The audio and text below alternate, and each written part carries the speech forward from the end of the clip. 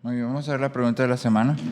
Acabamos de terminar de repasar los 10 mandamientos y lo que Dios exige en cada uno de ellos. Y entonces ahora la pregunta final es, ¿puede alguien cumplir perfectamente la ley de Dios? ¿Puede alguien cumplir perfectamente la ley de Dios? Y la respuesta dice, desde la caída, ningún hombre ha sido capaz de cumplir la ley de Dios de manera perfecta, sino que la quebranta una y otra vez con sus pensamientos, palabras y obras. Y el versículo que vamos a aprender está en Romanos 3. Toda la cita para los más grandes son los 3 versículos del 10 al 12.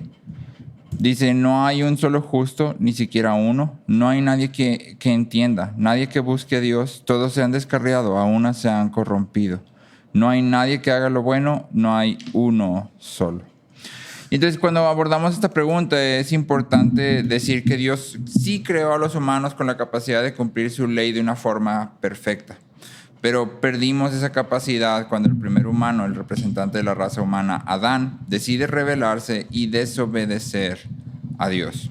Y entonces esta condición en la que todos después de Adán nos encontramos, la Biblia la describe de diferentes formas, la llama rebeldía, ceguera, pues caracterizada a veces como una enfermedad, se describe como esclavitud y como muerte, ¿sí?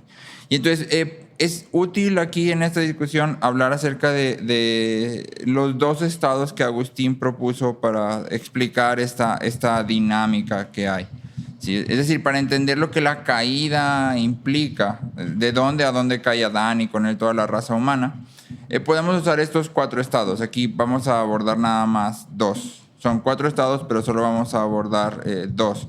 Nos referimos a 4 estados, 3, perdón, vamos a abordar 3 estados, 3 estados de la humanidad, ¿sí? 3 formas o 3 maneras en que la humanidad existe, existió, existirá, ¿sí?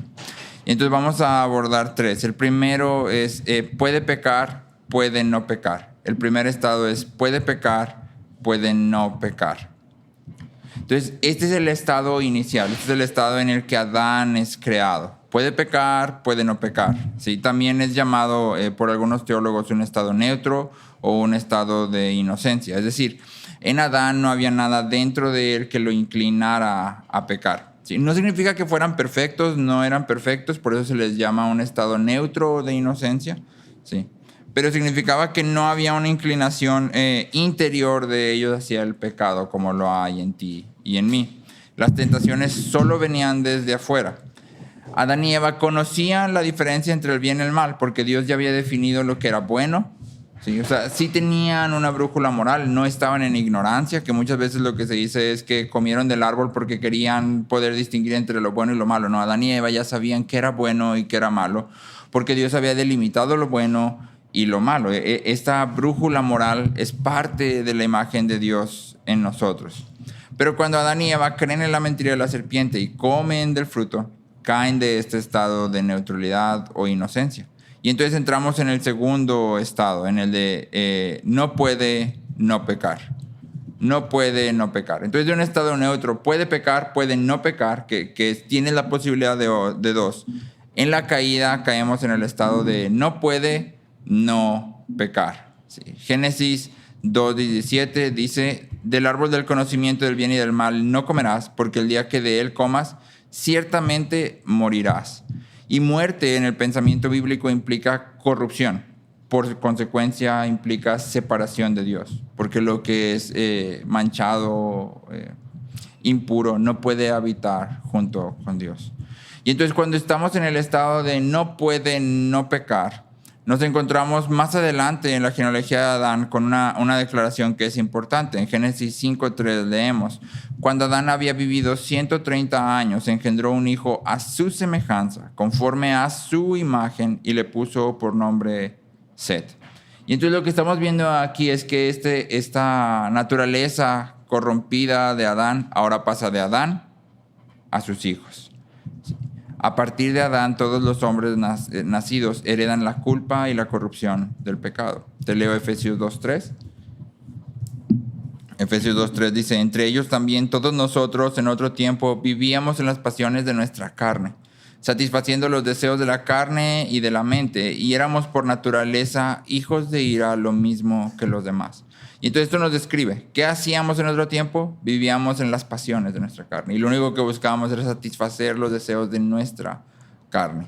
Sí, y luego en Romanos 5, versículos 18 y 19, leemos: así pues, tal como por una transgresión resultó la condenación de todos los hombres, así también por un acto de justicia resultó la justificación de vida para todos los hombres. Porque así como por la desobediencia de un hombre los muchos fueron constituidos pecadores, así también por la obediencia de uno los muchos serán constituidos justos. Y entonces hay dos ideas. Por la transgresión de uno resultó la condenación de todos. Entonces el pecado implica condenación. Sí, pero luego adelante dice, por la desobediencia de uno los muchos fueron constituidos pecadores. Entonces hay condenación y corrupción. Ambas cosas vienen a nosotros a través del pecado de Adán. Así como el sacrificio de Cristo trae justificación y regeneración, el pecado de Adán trae culpa y corrupción. Y entonces todos los hombres estamos en este mismo estado que Adán. No puede no pecar. Sí, hay dos citas que resumen esto de manera clara. Romanos 8, versículos 7 y 8. Romanos 8, versículos 7 y 8. Dice, la mente puesta en la carne es enemiga de Dios porque no se sujeta a la ley de Dios, pues ni siquiera puede hacerlo. Y los que están en la carne no pueden agradar a Dios.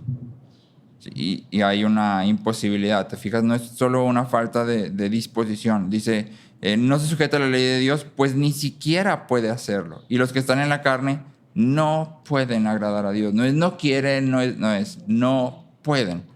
Y luego en 1 Corintios 2:14 leemos, pero el hombre natural no acepta las cosas del Espíritu de Dios porque para él son necedad y no las puede entender. Te fijas otra vez, incapacidad, porque son cosas que se disciernen espiritualmente. Y entonces este es el estado en el que todos los hombres nacemos después de la caída. No puede no pecar. Pero si nos quedamos aquí, la historia es solamente trágica y nos lleva a condenación inmediatamente. El tercer estado que Agustín explica es el estado de puede no pecar. Puede no pecar. Y aunque esto es algo de lo que vamos a hablar en las preguntas que siguen, es importante llevar a los niños a través de esta secuencia. ¿Sí? Cuando venimos a Cristo, Cristo nos hace libres. En Romanos, Pablo nos dice que aquellos que están unidos a Cristo han muerto junto con Cristo, de manera que ahora son libres del pecado. ¿Sí? Lo mismo sucede en Gálatas 5, donde Pablo nos dice, del 1 al 3, nos dice que hemos sido libertados, ¿sí? De la condenación del pecado, de la maldición de la ley. Y entonces la idea es, cuando venimos a Cristo, ahora pasamos de no pueden no pecar a puede no pecar. Es decir, puede resistir al pecado y la tentación. Ya no es un esclavo del pecado. Ya no vive para satisfacer los deseos de su carne. Sí, ahora nuestra vida tiene una dirección. Ahora vivimos para glorificar a Dios. Sí, y entonces es importante llevar a los niños a través de estos tres estados. Otra vez, es una herramienta didáctica que trata de resumir lo que la palabra nos enseña acerca de la creación del hombre. Una frase que solemos usar y que es errónea es errar es humano o pecar es humano. Sí, es una frase falsa. Dios no creó a los humanos como pecadores. ¿Sí? Errar es la consecuencia del pecado. ¿Sí? Pecar es la consecuencia de la caída, pero no es parte de lo que significa ser un humano como Dios nos ha creado. ¿Sí? Y entonces es importante celebrar a los niños. Nadie puede hoy por hoy cumplir la ley de Dios perfectamente, pero es a causa de la caída. ¿Sí?